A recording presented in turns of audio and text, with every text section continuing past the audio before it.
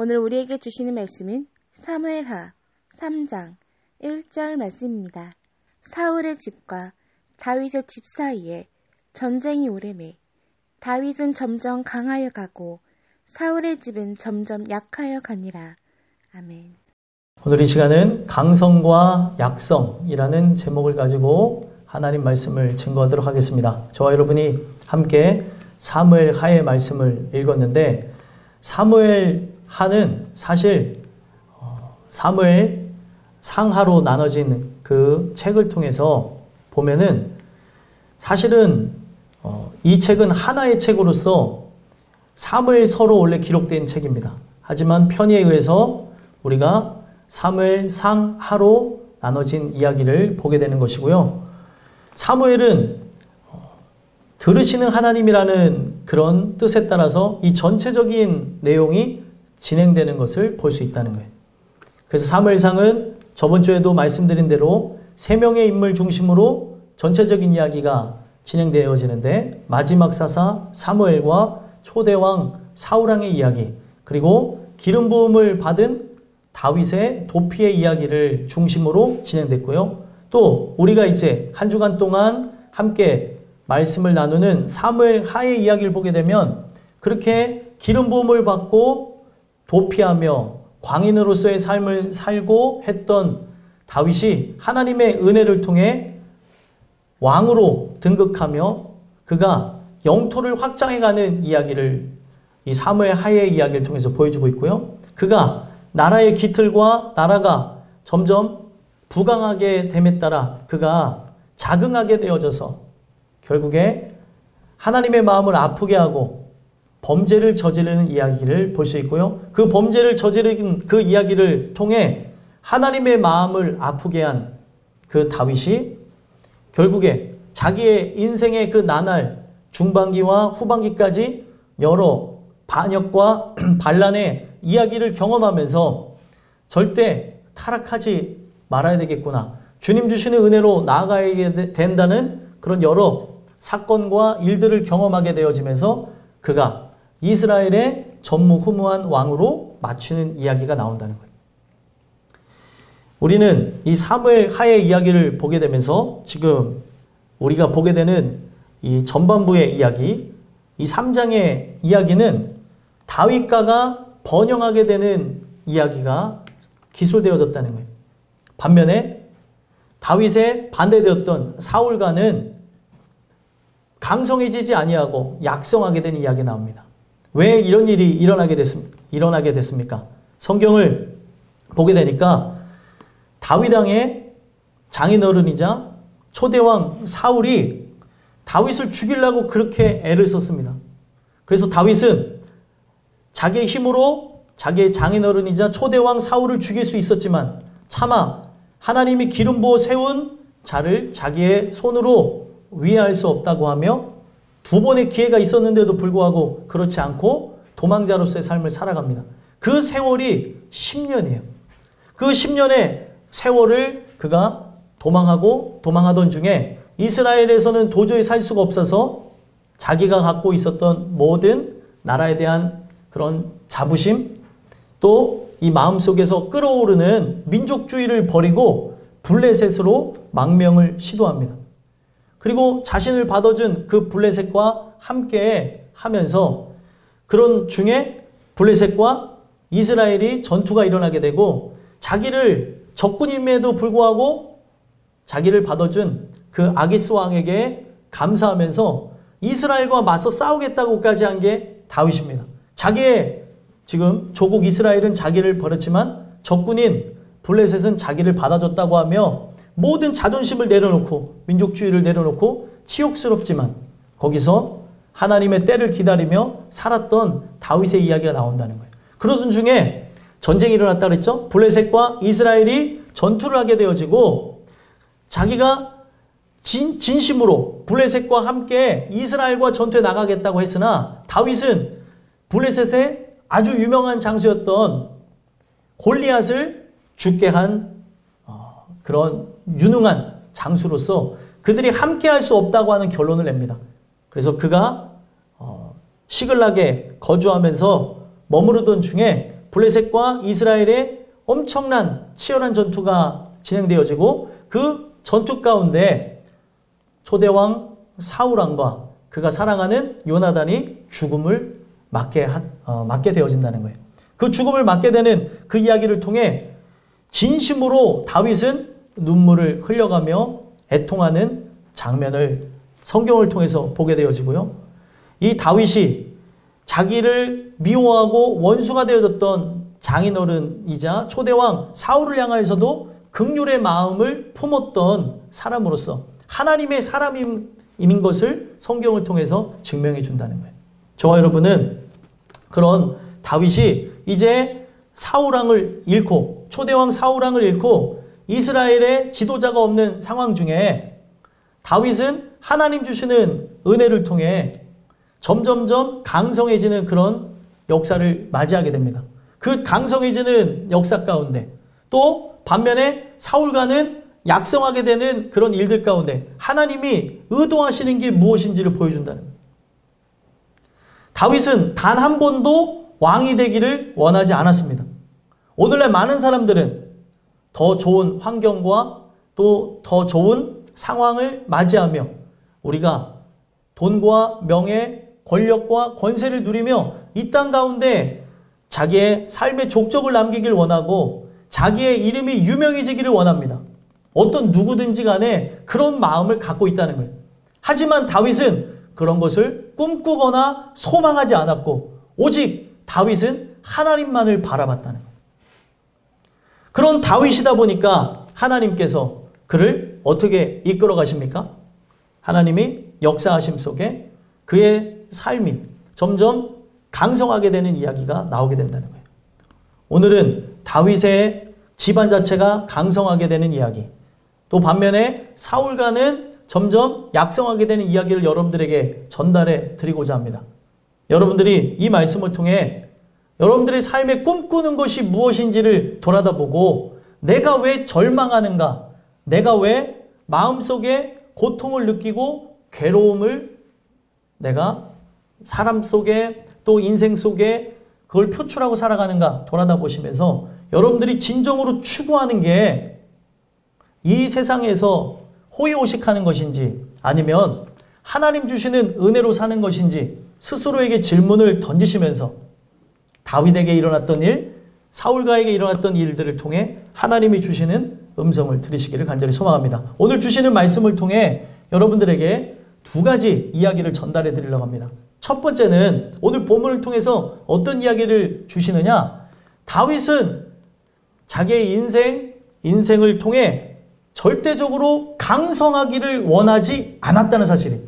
강성하기를 원했다가 강성하게 되어졌다면 성경에 기록될 이유도 없습니다. 근데 그는 강성하기를 원하지 않았는데도 하나님이 점점 강하게 그의 삶을 이끌어 가셨다는 거예요.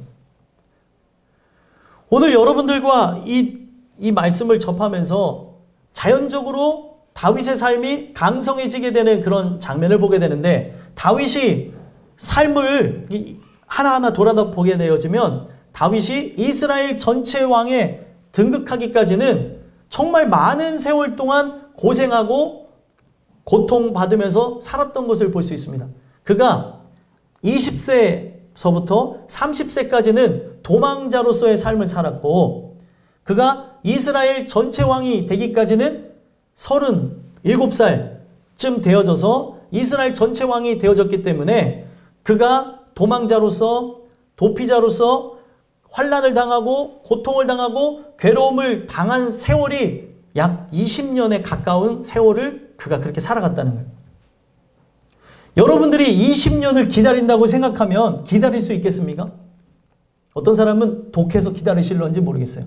근데 우리가 이 내용을 통해 다윗이 그렇게 버티고 견디고 이길 수 있었던 이유가 무엇이냐면 다윗은 절대로 왕을 꿈꾸지 않았고 강성한 삶을 원하지 않았다는 거예요. 예를 들면 그가 도피한 세월이 몇 년이라 그랬어요? 10년이라 그랬습니다. 그 10년의 세월 동안 그가 왕이 되는 것만을 꿈꾸면서 살았다고 한다면 점점 유보가 되어지는 자기의 삶을 바라다 보면서 절망하고 좌절했을 것입니다. 근데 그는 왕이 되는 걸 꿈꾸지 않았어요. 기름 부음을 받았음에도 불구하고 그의 온통 관심은 만군의 주 여호와 하나님께만 있었다는 거예요. 오늘 여러분들의 관심이 어디 있는가를 생각해 봤으면 좋겠어요. 세상에 기독교인이라고 하면서 갖는 관심이 무엇입니까? 이 땅에서 흥황하게 되는 거에 관심 갖는 사람들이 상당수죠. 우리가 진짜 그리스도인이라고 한다면 관심 가져야 되는 게 이 땅에서 흥황하게 되어지는 거에 관심 가질 게 아니라 내가 예수의 사람인가? 나는 하나님을 바라보고 살아가고 있는가? 나는 그 분이 나의 피난처로서, 나의 목자로서, 나의 전부가 되어지고 있는가? 나의 인생의 소망과 유일한 관심이 어디 있는가 돌아봐야 된다는 거예요. 다윗은 하나님이 택정한 영혼으로서 그의 생각과 마음을 주장하심으로 그의 온통 관심은 하나님께만 있었다는 거예요. 청년들의 관심은 어디 있습니까? 청년들의 관심은, 청소년들의 관심은, 장년들의 관심은 어디 있냐는 거예요. 아이들의 관심, 청소년들의 관심은 어디 있어요? 이제 나중에 내가 이런 사람이 돼야지, 또 이런 사람을 만나야지, 뭐 이런 생각을 소소하게 꿈꿀지 모르겠어요. 아, 공부를 잘해봐야지. 항상 꿈에서만 그런 거 생각하는지 모르겠는데, 꿈에서도 생각해보고, 실제로 공부를 안 하면서, 청소년들이 그런 걸 꿈꾸기도 하고, 아이들도 그런 걸 꿈꾸고, 청년들은 이제 좋은 직업, 그리고 좋은 사람, 어떤 배우자를 만나야 되나 관심을 가질 수밖에 없는 게 본능적인 건데, 성경은 이 본능적인 거를 초월해서 다윗의 관심이 어디 있었는지에 집중을 시키고 있다는 거예요. 많은 사람들이 본능적으로 자기의 삶을 흥황하게 하는 거에 관심을 갖는데, 다윗은 인생이 어떻게 보면 추구하며 나가야 되는 본능을 거스려서 오직 하나님을 나의 주인 삼아 살아가는 거에만 관심을 갖고 그와 동행하기를 소망하며 살았다는 거예요. 그러면 우리가 같은 그리스도인으로서 나의 모든 관심과 나의 초점이 어디를 향해 나가 있는지 살펴보자는 거예요. 나는 예수를 믿으며 그리스도인으로 살아간다고 하는데 내 관심이 다윗과 같지 아니하고 세상 사람들과 동일한 시각 속에 예수를 믿는다고 한다면 이거는 두 가지를 다 하고 싶은 거예요. 세상에서도 유명해지고 싶고, 그리고 세상에서도 흥황하고 싶고, 그리고 신앙적으로도 어떤 기점을 갖게 되어지는. 물론 예수를 여러분들이 믿는다고 해서 세상에서 흥황하지 말라는 얘기가 아니에요. 본질적인 얘기는 거기에 있다는 게 아니에요. 다윗은 흥황하게 되던 흥황하지 않던 온통 관심이 하나님께만 있었다는 거예요. 그렇기 때문에 10년의 세월을 도망자로서 도피하며 살아갈 수 있었던 거예요. 그가 살았던 장소를 도주하면서 살았던 장소를 제가 가봤는데 그냥 풀숲에서 누워서 자는 거예요. 풀숲에서 광야 가운데 거기서 흘러나오는 샘물을 마시면서 광야에서 자기가 목을 축이고 햇볕을 피하면서 살았다는 거예요. 말이 쉽지 10년 동안 그렇게 살았다는 거예요. 그러면서 자연적으로 사울왕이 죽게 되어지고 그리고 요나단이 죽게 되어지면서 누구나 생각해 볼 때 다윗은 이스라엘이 가장 두려워했던 장수인 골리앗이라고 하는 블레셋 장수를 꺾은 장본인입니다. 그러다 보니까 많은 사람들이 생각할 때 차기 왕은 다윗이라고 하는 것을 인정하고 있었어요. 하지만 자기의 가문과 지파를 생각하다 보니까 그것을 인정하기는 하지만 인정해 줄 수 없었던 거죠. 그러는 와중에 바로 동일한 족속이죠. 바로 다윗의 같은 지파이자 족속인 유다 족속이 다윗 왕을 유다의 왕으로 등극시키게 되면서 이제 한 지파가 바로 유다라고 하는 한 지파가 왕으로 세운 다윗 왕, 그리고 나머지 지파가 지지하는 11개의 지파가 지지하는 사울가의 집안에서 뽑은 이스보셋이라고 하는 그런 왕이 대립하게 되어졌다는 거예요. 그러고 난 다음에 그가 이스라엘 전체의 왕으로 등극하는 데까지 7년 6개월이라는 세월이 진행되어집니다. 여러분들 생각해 보세요. 꿈꾸고 바라던 왕이 됐어요. 근데 이 왕은 힘이 없는 왕이에요. 여러분들이라고 한다면 그 왕을 꿈꿨다고 가정했을 때 그런 힘없고 능력 없는 왕이라고 한다면 여러분들은 좋겠습니까? 다윗이 그런 걸 소망하지 않았기 때문에 7년 6개월 동안 여러 일들이 있었는 중에도 불구하고 절대로 앞서 나가지도 않고 절대로 뒤처지지도 않으면서 하나님 뜻에만 머물러 있었다는 거예요. 그렇기 때문에 그가 강성해진다 할지라도 약성해진다 할지라도 그는 추구했던 게 잘 먹고 잘 살고 호의호식한 게 아니었기 때문에 나중에 보게 되어지면 약성하게 되어지는 그 순간에도 좌절하지 않았다는 거예요. 하나님께서 이 다윗의 삶을 그렇게 이끌어갔다는 거예요. 그래서 다윗의 일대기를 보게 되면 유다 왕으로 등극해요. 2장에 보게 되면. 근데 그는 의도하지 않았는데 지금 사울가에서 이스보셋이라고 하는 존재를 왕으로 세웠다 그랬죠. 그래서 그 이스보셋 왕과 함께하는 존재가 누구냐면 아브넬이라고 하는 장군이었고 다윗과 함께하는 존재는 요압이라고 하는 장군이었습니다. 이 두 장군이 갖고 있었던 야심과 야망이 컸어요. 다윗은 관심이 없었어요. 두 왕이 소유했던 그 장군들이 가졌던 마음은 야망이 컸었더라는 거예요. 근데 다윗은 그것에 관심도 갖지 않았고 생각도 없었습니다. 이스보셋은 사울가에서 왕이 된 이스보셋은 그런 아브넬이라고 하는 장군을 통해서 호소압이 왕이 되어져서 그와 함께 대립각을 유지하면서 왕위를 유지해 나가는데 그러던 와중에 어떻게 보면은 유다족 속에서 왕이 되어진 다윗 왕의 왕위까지 탐을 냈던 사울가에서 장군이 되었던 아브넬 장군이 싸움을 일으킵니다. 자기와 함께하는 젊은 청년들 12명을 뽑고 그리고 그 유다족 속에서 12명과의 전투를 시키면서 마치 이 전투가 장난인 것처럼 재미인 것처럼 막 싸움을 붙였다는 거예요. 여러분들 똑같습니다. 다윗과 함께했던 요압 장군도 전쟁광이었고 그리고 사울가에서 뽑았던 아브넬 장군도 바로 전쟁광이었어요. 전쟁광과 전쟁광이 만나니까 막 싸움이 일어나고 난리가 난 거예요. 그러던 와중에 사울가가 밀리게 되어졌고 그 밀리게 되어지면서 도망을 가게 되어집니다. 그때 이 요압이 이게 바로 승기를 잡아야 된다고 하면서 요압과 두 동생이 같이 가요. 이들은 어떤 일을 했겠습니까? 같은 장군으로서 역할을 했던 거예요.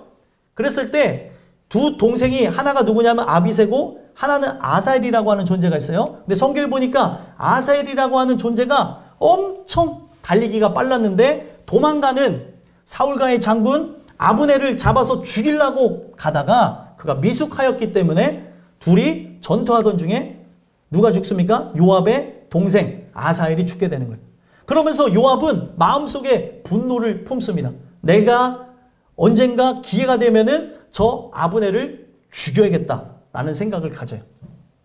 그러면서 서로가 전쟁을 하던 중에 도망을 하게 되어지고 이제는 서로의 길을 걷겠다고 하면서 그 유다의 지파와 그리고 유다 지파가 아닌 11개 지파가 연합되어진 사울가의 그 나라가 서로의 길을 걸어가요. 근데 그런 와중에 자연적으로 어떤 일이 일어나게 되어지냐면 다윗과는 의도하지 않았는데 번영과 번성이 진행되게 되어지는데 어떤 일들 때문에 번영과 번성이 진행되게 되냐면 아브넬이 생각했을 때 바로 사울가의 장군인 아브넬이 생각했을 때 다윗을 이길 거라고 생각했겠습니까? 이길 수 없다고 생각을 했을까요? 이길 수 없다는 생각을 합니다. 하나님이 저와 함께함으로 골리앗이라고 하는 말도 안 되는 블레셋의 장수를 손쉽게 이기는 걸 봤다는 거예요. 자기가 아무리 지략을 펼친다 하더라도 이렇게 능력이 없는 이스보셋이라고 하는 왕과 함께하면서 하나님이 함께하는 왕 다윗 왕을 이길 수 없다는 결론에 이르렀다는 거예요. 그래서 자기가 내린 그런 결론을 가지고 백기투항한다는 그런 생각을 가지고 항복의 의미를 가지고 이 아브넬 장군이 자기가 말로만 장군이지 사실은 뭐예요? 왕이에요, 왕. 이스보셋이라고 하는 허수아비를 세우는 왕이었던 거예요. 그래서 다윗을 찾아와서 다윗과 언약을 맺습니다. 당신은 하나님이 함께하는 존재이고 당신이 원하는 대로 다 하십시오. 하지만 자기와 자기의 나라를 건들지 말아달라는, 자기를 죽이지 말아달라고 하는 조약을 맺습니다. 왜 그래요? 다윗을 이길 재간이 없는 거예요. 다윗이 여러분 싸움을 잘해서가 아니라 만군의 주 여호와와 하나님이 함께하는 것을 모든 사람들이 인정했다는 거예요. 그런데 그 인정하게 되면 나의 지위와 그 직권을 내줘야 되잖아요. 근데 그걸 하기가 싫은 거예요. 하나님이 그렇게 진행하시는 걸 알면서도 내 것을 내려놓기가 싫었던 거죠. 내 주권을 가지고 자기의 삶을 그렇게 살고 싶었던 거예요. 왕으로서 그리고 장군으로서 살고 싶었던 거예요. 그래서 조약을 맺습니다. 그러니까 다윗은 싸울 마음이 없으니까 그럼 그렇게 하십시오. 그러면서 잔치를 배설해서 함께 먹고 마시고 조약을 맺은 다음에 안녕히 가시라고 해서 보내드렸어요. 그리고 이 상황을 요압이 모르고 바깥에 나가 있다가 돌아왔는데 누가 왔다가 하는 얘기를 들은 거예요? 자기의 원수인, 자기 동생을 죽인 원수인 아브넬이 왔다가 갔다는 소식을 들은 겁니다. 그랬더니 이거를 어떻게 해결해야 될까? 어떻게 해결해야 될까? 그놈을 죽여야 되는데 1대1로 싸워서는 자신이 없으니까 자기가 예를 들면 성경에는 정확하게 안 나오지만 자기가 없었을 때 다윗과 이렇게 만나고 이 환대를 받고 갔다는데 내 환대도 받으라고 하면서 아무래도 이 아브넬을 불렀던 것 같아요. 그래서 아브넬이 다시 예루살렘으로 오게 됩니다. 예루살렘으로 오게 되는 그 장면을 봐요. 그래서 헤브론이죠. 헤브론으로 오게 됩니다. 그 헤브론으로 와서 누굴 만나요? 그 아브넬이 요압을 만나게 되는 거예요. 그래서 그 요압을 만났을 때 요압이 자기가 긴히 할 얘기가 있다고 하면서 쭉 불러요. 그랬더니 그 이야기를 들어보겠다고 하고 간 사이에 칼을 꺼내갖고 배에 찔러갖고 죽입니다. 자기의 원수를 이제 처단했다고 하면서 그렇게 하면서 죽여요. 그랬더니 다윗은 분노해가지고 이 언약을 누가 깼어요? 요압이 깼기 때문에 요압을 향해서 저주합니다. 너네 집안은 대대로 저주를 받을 거라고. 그런데도 이 다윗이 요압을 쳐내지를 못해요. 왜 그렇습니까? 요압이 강력한 힘을 갖고 있었던 거예요. 요압이 꿈꿨던 건 뭐예요? 더욱 부강하고 강한 나라를 꿈꾸면서 야심과 야망이 컸고 이 다윗은 오직 하나님만 바라봤던 사람인 거예요. 그래서 두 개의 어떻게 보면은 그 힘이 충돌하면서 한 곳에 있었던 거죠. 그런데 하나님은 전혀 관심 없었던 그 다윗의 인생 속에 야망으로 똘똘 뭉쳤던 요압이라고 하는 전형적인 세상 사람을 붙여가지고 그의 집안을 점점 강성하게 하더라는 거예요. 하나님이 이 내용을 통해서 얘기하고픈 게 뭐냐면 여러분들이 분명 소망하던 소망하지 않던 우리의 마음속에서 본능적으로 원하는 건 뭐예요? 점점 강성해지는 삶을 원할 것입니다. 그랬을 때 여러분들이 추구해야 되는 게 뭐예요? 다윗과 같이 먼저 그의 나라와 그의 의를 구하고 하나님만 바라보는 그런 아름다운 신앙이 여러분들에게 있어야 된다는 사실이에요. 그랬을 때 하나님이 어떻게 해요? 내 주변에 악한 자라 한다 할지라도 그 악한 자를 통해서 하나님은 선한 일을 이뤄간다는 거예요. 하나님이 원하시는 바 이스라엘의 전체 왕으로 다윗을 등극하게 하시면서 하나님이 세우고자 한 그 나라를 이끌어 가시더라는 거죠. 오늘날 여러분들이 어떤 직업을 가지셔도 되고 어떤 꿈을 꾸셔도 되고 여러분들이 살아가면서 어떤 걸 이 땅 가운데 이런 것들을 해야지라는 그 계획을 가지실 수 있습니다. 근데 그 계획 가운데 가장 중요한 게 뭐예요? 먼저 그분의 나라를 구하고 그분의 의를 구하는 것이 여러분들의 삶에 가장 중요한 것이라는 거예요. 그럴 때 하나님께서 여러분들의 삶을 축복해 주시면서 이 모든 것을 더해 줬다는 거예요. 그게 바로 다윗의 삶이었다는 겁니다.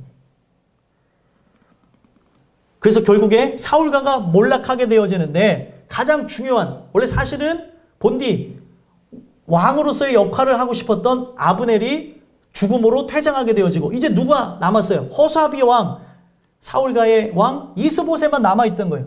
그러다 보니까 가장 중요한 군대의 장수를 잃어버렸죠. 11개의 지파가 함께하고 있었지만 그 지파를 이끌 만한 지도자가 없었던 거예요.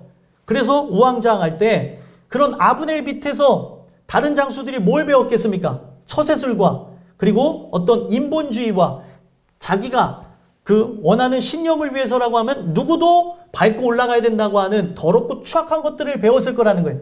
그래서 이런 상황에 맞닥뜨린 사울가가 도저히 다윗과를 이길 수가 없었다고 하는 것을 자기네들이 인정하고 어떤 행동을 하게 되어집니까? 백기투항을 하되 선물을 줘야겠다. 저 다윗한테 가서 선물을 주면 자기네들이 지금 이 사울가에서 해먹었던 그 장수의 역할, 장군의 역할을 그대로 할 수 있을 거라고 하는 생각을 갖고 무슨 일을 했을 것 같아요? 이 얘기를 재밌게 들으셔야 되는데 재미없으세요? 아, 이게 지금 나하고 무슨 상관인데 이런 얘기를 이렇게 하고 있는가 이런 생각을 갖고 있는 분들인데 여러분들의 인생 이야기를 사울가의 이야기와 다윗의 이야기를 통해서 얘기해 주는 거예요. 어떻게 했을 것 같아요? 잘 들으시는 분들 한번 생각해 보세요. 어떻게 했을 것 같아요? 항복하면서 가되 선물을 줘야겠다. 어떤 선물을 줬을 것 같아요? 여러분들이라면? 나중에 4장에 보니까 어떤 선물을 주냐면 지금 호수아비아 같은 그 왕의 목을 쳐버립니다. 두 장수가 가서 목을 쳐버리고 그 목을 들고 다윗한테 가는 거예요. 그랬더니 다윗은 얼마나 하나님의 긍휼에 충만했던 사람이냐면 자기네와 전쟁을 일으켰던 아브넬이 죽었을 때도 통곡하며 울었고 그리고 이스보셋이라고 하는 어떻게 보면 눈의 가시와 같은 역할을 할 수 있는 존재 아니에요? 언제든지 전쟁을 일으킬 수 있는 왕의 혈통을 이어받은 존재 아닙니까? 그 이스보셋이 죽었는데도 펑펑 울면서 애통하는 모습이 있었던 게 다윗이더라는 거예요. 그렇기 때문에 하나님이 그를 사랑했던 거고 그러면서 자연적으로 원하지도 않았는데 이 다윗은 이스라엘의 전체 왕이 되어지는 거예요. 지금 이스라엘의 모든 장로들이 다윗을 인정해야 되나 인정하고 싶지 않았어요. 저 일개 목동의 아들이 왕이 되어졌다고? 이거 인정하고 싶지 않은데. 근데 그가 골리앗을 꺾으면서 인정해야 될 분위기였지만 인정하지 않고 다시 사울의 그 사울가의 후손인 이스보셋과 함께하면서 다른 나라를 꿈꿨습니다. 근데 하나님이 거기에 개입해가지고 사울가가 몰락하게 되는 걸 보면서 이스라엘의 11지파의 모든 장로들이 나이 많고 권력 있고 힘 있는 모든 사람들이 5장에 보니까 가서 항복을 합니다. 당신이 바로 기름 부은 받은 종으로서 이스라엘 전체 왕으로 등극하는 게 맞다고 하면서 그들이 다 항복하고 이스라엘의 전체 왕으로 바로 다윗이 등극하게 되어진다. 여러분들은 이 다윗의 이야기를 감동스럽게 듣고 있는데 다윗은 도망치고 있는 중에도 그가 유다 왕이 됐을 때에도 이스라엘 전체 왕이 되는 것을 꿈꿔본 적이 없었던 왕이더라는 거예요. 그래서 나중에 보면은 그가 왕이 돼서 이 나라가 자기가 손대지 아니하고 어떤 지시하지 않아도 전쟁에 나가서 요압이 전쟁광이라 그랬잖아요. 전쟁에 나가서 싸워 승리하고 하는 거를 보게 되면서 나른하게 어떻게 보면은 오만한 생각을 갖고 살던 중에 밧세바를 취하고 이 밧세바를 취한 것을 덮기 위해서 자기의 충신인 우리아라고 하는 존재를 살인교사하는 혐의를 갖게 되어진 게 바로 다윗이었습니다. 다윗은 사울왕보다 더 추악한 죄를 범해요. 그리고 그 다음부터 그는 이 밧세바의 몸에 하나님이 잉태하게 하셔서 죄악이 잉태되어져서 이 죄악이 점점 관영해지는 모습과 같이 이 임신한 상태에 몸을 갖고 있었던 밧세바의 몸이 부풀어 오르는 데까지 임신하여서 아이가 성장해서 오는 데까지 이게 뭐냐면 배가 나오는 장면이 죄가 관영해서 폭발할 거라는 걸 보여주는 거예요. 암시적으로. 그런데도 다윗은 죄악이 그 안에 가득하게 되어지니까 전에는 긍휼의 사람이었고 하나님의 은혜로 충만했던 자였으나 자기가 살인교사를 하고 음행을 저지르며 추악한 행동을 했다는 것에 대해서 전혀 알지 못하다가 나단 선지자가 와서 그에게 책망하며 네가 바로 진짜 이스라엘의 가난한 그 양을 잡아먹은 존재다. 딸처럼 키운 그 가난한 양을 잡아먹은 존재가 바로 너다라고 하는 그 이야기에 충격받으면서 다윗은 울며불며 회개하게 됐고 하나님은 이것이 죄에 대한 결과라는 걸 보여주면서 그가 회개하였으나 바세바를 통해서 낳게 된 자식은 하나님이 데려가게 되십니다. 그때부터 다윗의 삶은 시련의 이야기가 나와요. 왕이 되어졌지만, 강성하여져서 왕이 되어졌지만 그때부터 그가 왕이 되어졌으나 반역과 반란의 중심에 있고 그 고통과 애통을 맞이하면서 자녀들은 서로가 자기의 어떤 왕이 되겠다고 하는 의지 때문에 서로 물고 뜯고 싸우는 걸 보게 되어지고, 심지어 형제간에 다툼 끝에 또 동생이 어떻게 보면은 왕자의 난들이 일어나가지고 그 다윗의 딸이 수모를 당하는 이야기. 그리고 그 수모를 당한 것 때문에 그의 오빠가 가서 배다른 오빠를, 왕자죠, 칼로 죽이는 이야기.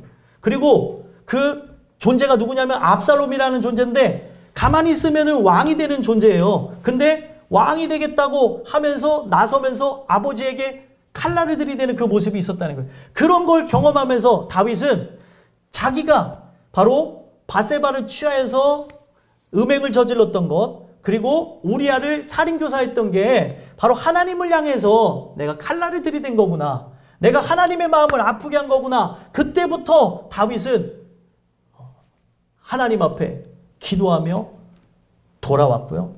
그리고 하나님이 그 전에도 왕위에 올리셨던 것처럼 아들이 반역을 저질러서 다윗이 위험하게 되었을 그때에도 이 다윗은 왕권의 상징이자 하나님의 임재의 상징인 법궤를 가져가지 않았더라는 거예요.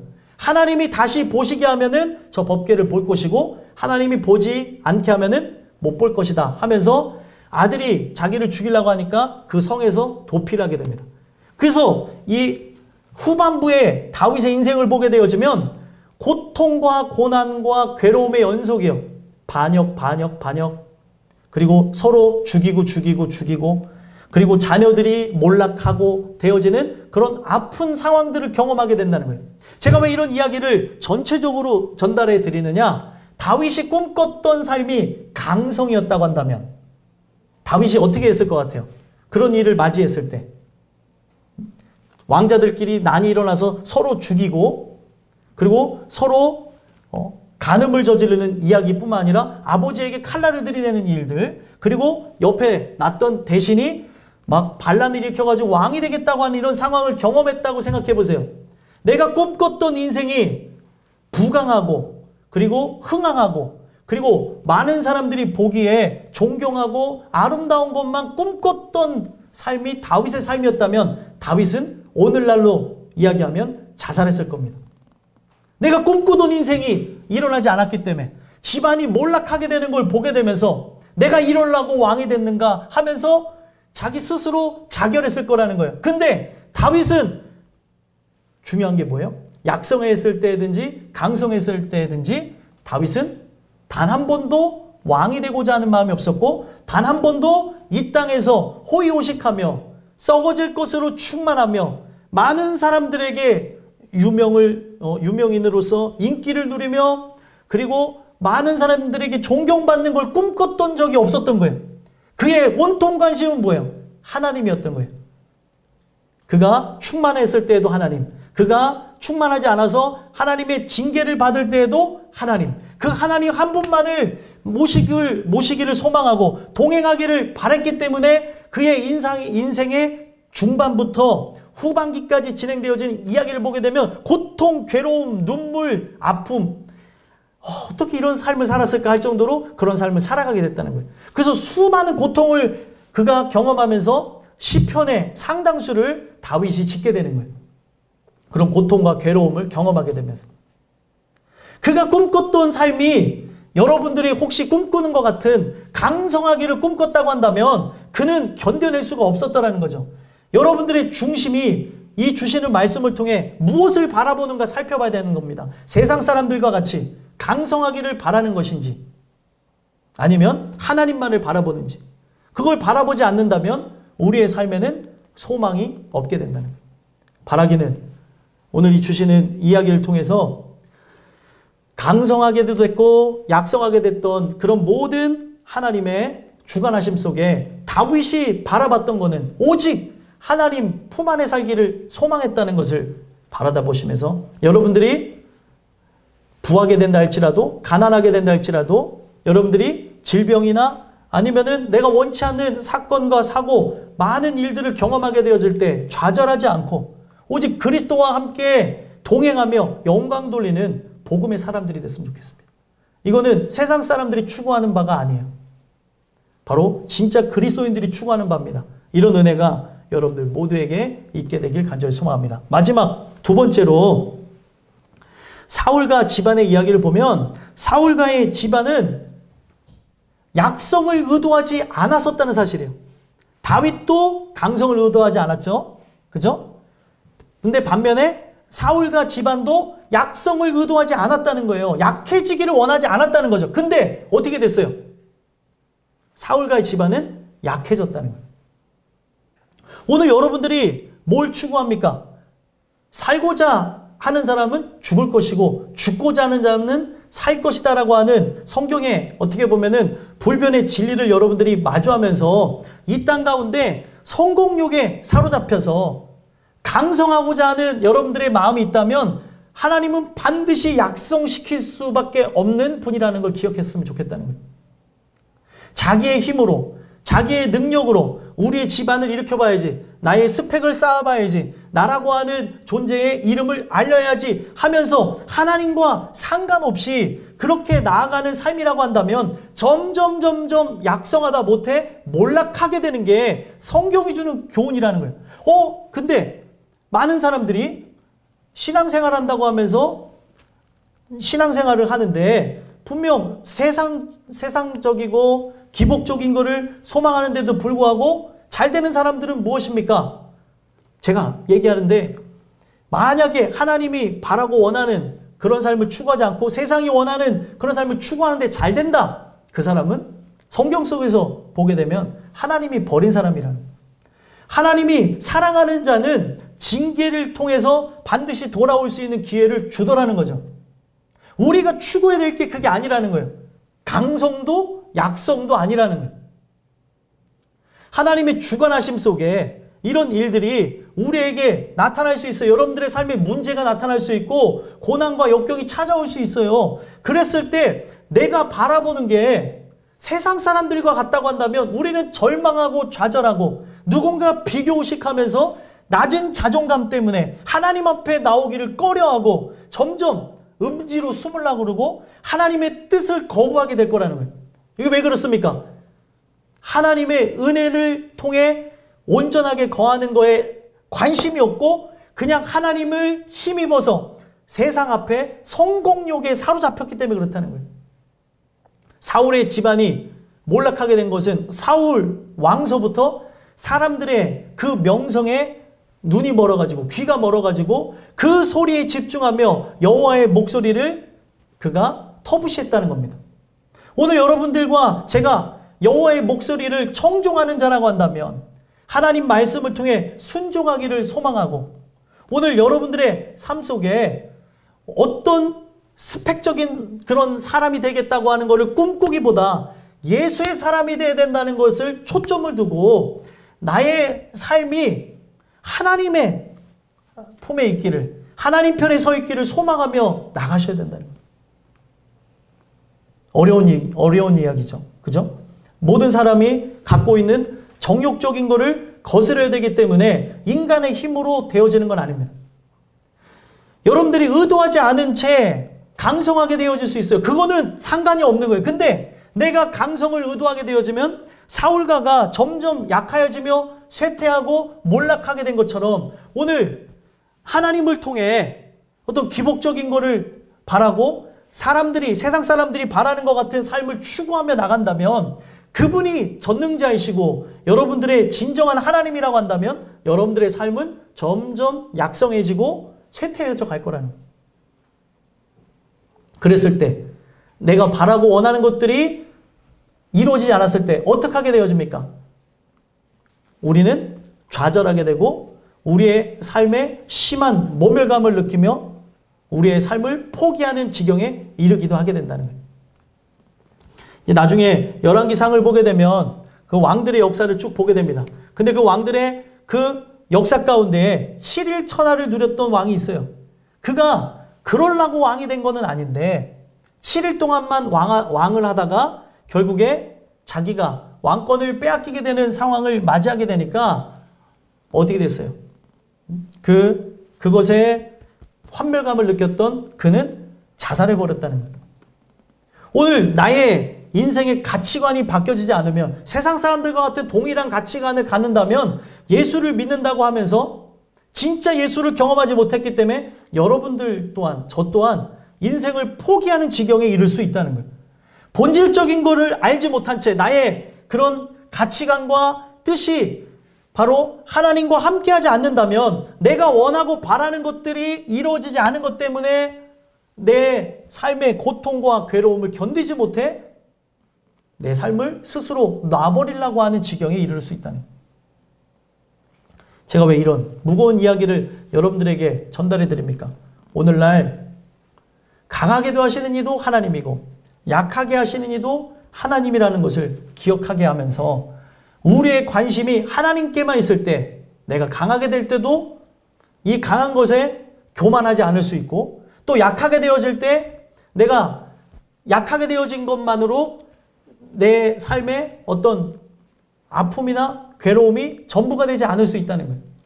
누군가가 약해지는 것을 원하겠냐는 거예요. 누구나 강해지길 원합니다. 근데 우리의 모든 인생이 관심이 하나님일 때 우리는 약한 것도 강한 것도 이기게 하시는 분과 함께 이 모든 것을 승리하며 나갈 수 있다는 거예요.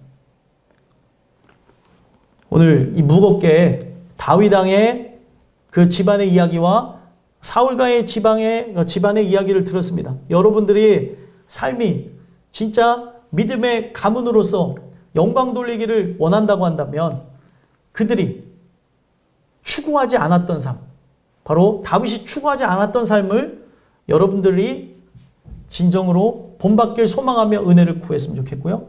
내가 아직까지도 그 사울과의 집안과 같이 강성하기를 바라면서 이걸 추구하고 있다면 오늘 이 말씀을 통해 이것을 내려놓는 은혜가 있었으면 좋겠습니다. 그때 진정 예수로 인해서 행복감을 느끼는 걸 경험하게 된다는 거예요.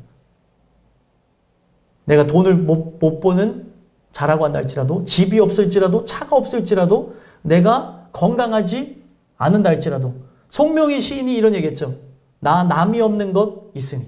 그는 진짜 어떻게 보면은 움직이기도 힘든 장애를 갖고 있었던 여인이었는데도 불구하고, 그리고 눈으로 봤을 때는 행복감이 전혀 없는 그런 여인이었는데도 불구하고 나라고 하는 그 찬양을 지었던 시인이에요. 남이 없는 것 있대요. 저 사람에게 뭐가 있을까?